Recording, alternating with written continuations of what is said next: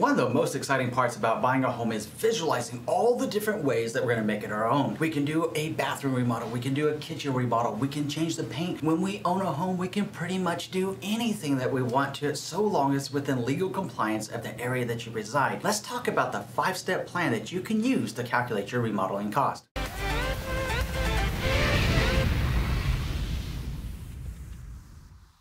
My name is Eddie Finney, and my passion is helping you make sense of real estate. If you need help finding a top agent near you, or if you simply want to drop me a line to say hello, my contact info is below. If you're new here, please go ahead and subscribe to this channel now and like this video. Thank you. Alright my friend, let's take a closer look at the 5-step plan of how to begin your remodeling projects. One of the first things that at some point is going to come into our mind after we plan out the vision of what we would like to do to the house is, how much is this going to cost? What's the timeline? Am I making the right remodeling projects that are going to add value into the future? Even though it might be the furthest thing from your mind right now is your future resale value, doing your remodel with resale in mind will be your friend when your life changes and it's time to move on to the next house. Let's talk about those 5 steps now. Step 1 is how to calculate the cost versus the value. Fortunately, I have found a very useful tool that I'm going to put in the show more description below about exactly how to do this and to show you how much remodeling projects generally cost in your local area and what the average rate of return is for those projects right where you live near you. It's very important that as you're looking at HGTV, you're looking at blogs, you're looking at social media, you're seeing things that you want to do to your own home, that you begin to assign a priority. Now make that priority list like 1 through 5, where 5 is tops and 1 is like, I can actually not like this. I don't like this at all. I don't want to do it. But a 5 is like, oh my God,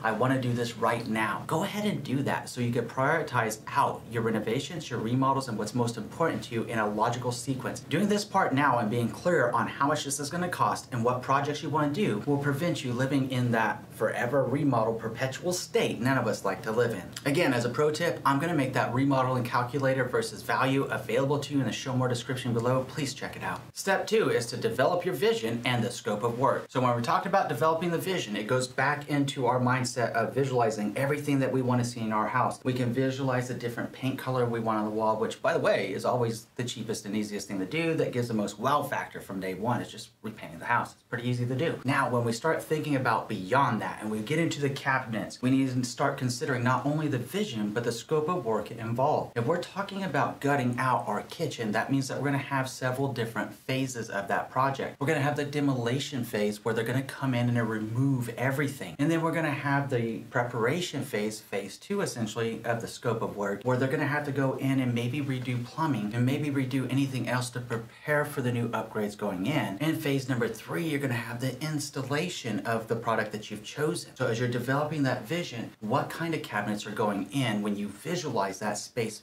bare naked, and you visualize that space just completely open, what do you see?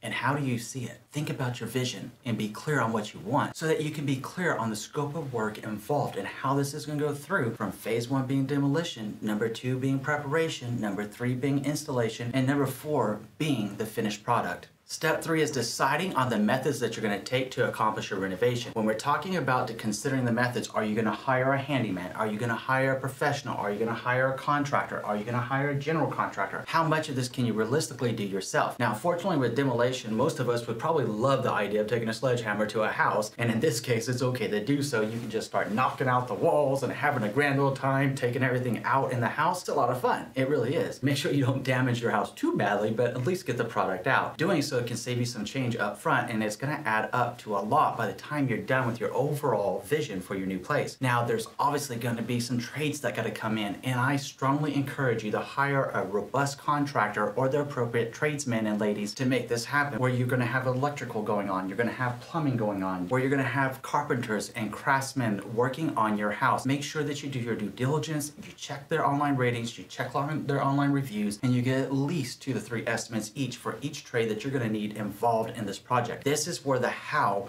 you're going to do this project comes in. Identify the people that you're going to need as you prepare and form your remodeling team. Now that brings us to step 4, which is getting the estimates for your project. As I mentioned a moment ago, you want to get 2 to 3 estimates from everybody involved in the process. Now, if you're working with a general contractor, they may know all the trades that are needed for that specific project. Make sure that you're going with a quote that makes you feel the best, you like the presentation the best, and that you have Googled their online ratings and reviews, and you've seen seen some of the other work they have done. Doing so will save you a lot of time, hassle, and frustration through the remodeling process. Now, as a pro tip here, as you're compiling the different estimates that you're gonna have from all the different trades coming into your house, please add 10% to 15% as possible cost overrun, or simply because you're probably gonna make a few design choices or product choices, and you're gonna make those changes when you're in the process that are gonna be different from the quote. Adding that 10 to 15% buffer to your project and the cost of that project is gonna keep you on the up and up and financially solvent through your remodeling phase. Now, with all that in mind, that takes us to step 5, which is creating a realistic time frame for your remodeling projects. Now, here's where I can definitely share a lot of personal experience with you, because I do a lot of renovations and remodeling projects on my own personal residence. Now, I have actually a 8-year remodeling plan for my current house that I live in. I'm in year 3 right now, which was getting the front yard re-landscaped. It looks gorgeous, by the way, but when we're talking about that, I had to budget realistically with how much it's going to cost, have the conversations with the appropriate professionals, gather estimates, look at the calculator that I've shared with you to make sure that I'm making the right improvements to the property that not only I can enjoy, but if and when the time comes that I'm ready to sell that property, I know we're going to maximize my rate of return on it as well. Doing so and creating that timeline now and not trying to break the bank up front is extremely wise. I've made other videos where I talk about the wisdom of living in a house for at least 6 months before you do any remodeling projects. The reason being is what we think that we want to do when we're in the closing process and what we're visualizing will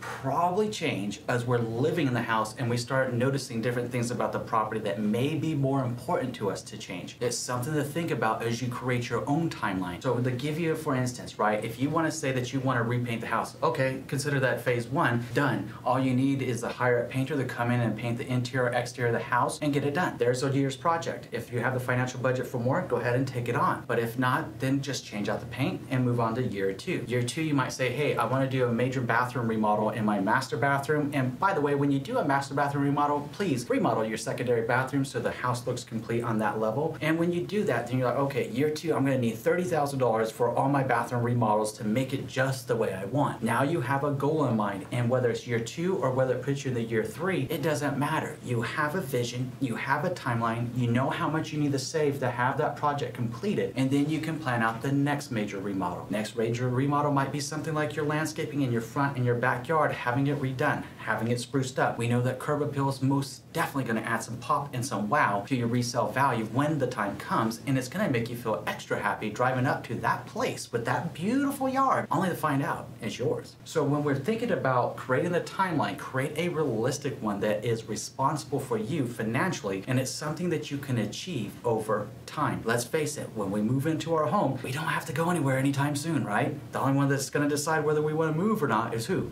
Us. So let's go ahead and plan it out realistically and make the improvements to the property that we see fit over a time that is financially and fiscally responsible for us. With those steps identified, now let's take a closer look at the 9 upgrades that boost home value and the top 5 tips for hiring contractors. I'm looking forward to our next conversation. We'll see you in a few.